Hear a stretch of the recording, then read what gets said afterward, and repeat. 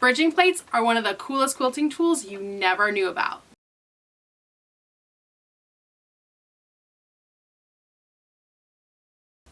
Hey sewing and quilting friends, it's Carolina Moore and I'm here with my Baby Lock Aria, and we are going to do something super fun today. I'm going to show you how to use bridging plates when sewing. Now bridging plates are something that are new to me as well, and when I found out about these I was so excited because if you've hung around this YouTube channel for a little while, you know that I love fun and different notions.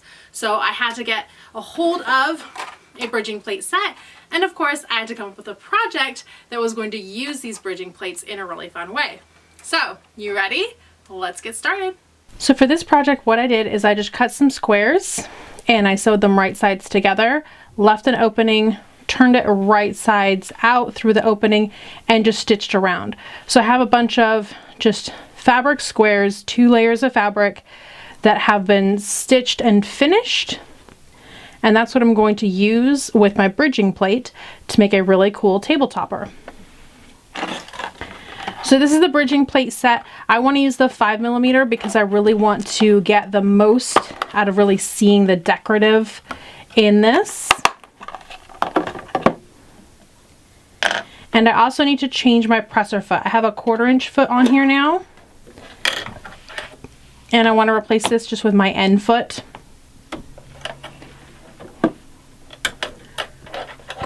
Because this 1/4 inch with guide, I don't want the guide on there. So I just have my little holder here, my little It's So Emma holder. I'll link to this down below. And I just find this super handy for keeping all of the feet that I use the most often. Plus a seam ripper is always good to have handy. And so I keep this with my sewing machine. Now the bridging plate actually goes where the bobbin cover goes. So I already have my bobbin in, I already have my machine threaded. I'm gonna go ahead and put my bobbin cover in my little caddy so I don't lose it. And then you just install it just like the bobbin cover. And it sits just like that. And it has a, let me pull this out and you can see, come here. It has a guide on either side, and that guide is going to guide the fabric on either side so that we have a gap between our pieces of fabric that we can do a really fun decorative stitch on.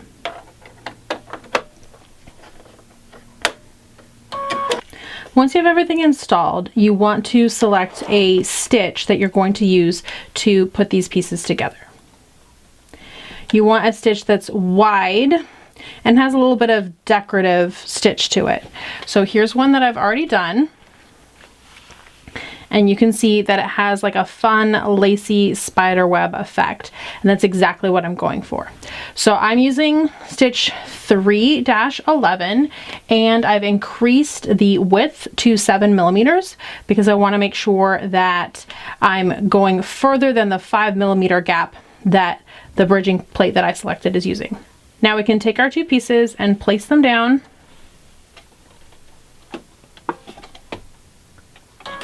Make sure you have everything lined up.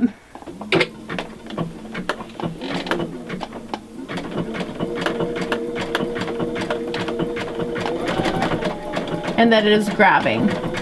And now your only job is to make sure that it's grabbing the pieces. The bridging plate is going to keep your width even apart.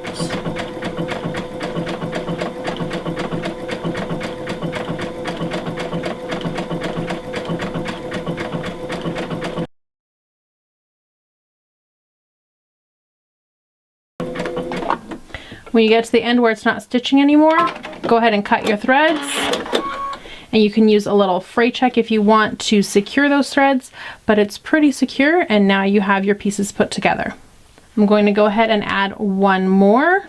I'm doing a table topper that is 3 wide, so I'm going to make rows of 3, and then I'm going to put those rows together.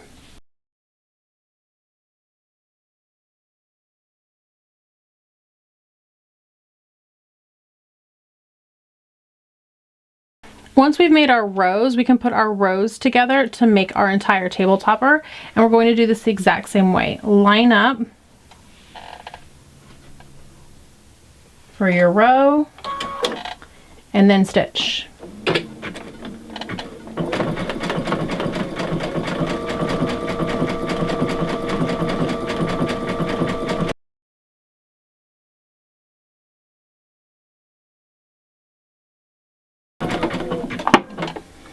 When you get to a gap, just lift your needle, bring it forward, and keep going.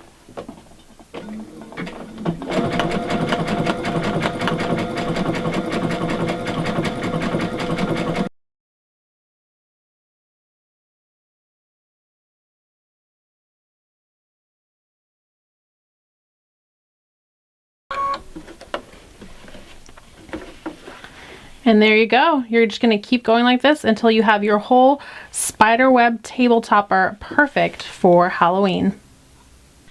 Wasn't that so much fun? Don't you want to see if you can get bridging plates for your machine? Again, today I was sewing on my Baby Lock Aria, and these bridging plates work perfect on my Baby Lock Aria. You'll have to check and see if your brand of machine has these, and if not, how you can get a hold of a Baby Lock so that you can play with some bridging plates yourself. If you enjoyed this video, I hope you'll give it a thumbs up. If you have any questions or comments, leave those down below. And make sure that you subscribe, because I have lots of quilting fun here and I don't want you to miss any of it. Well, that's it for today. Thanks so much for watching, my friends, and I'll see you right here real soon. Bye for now.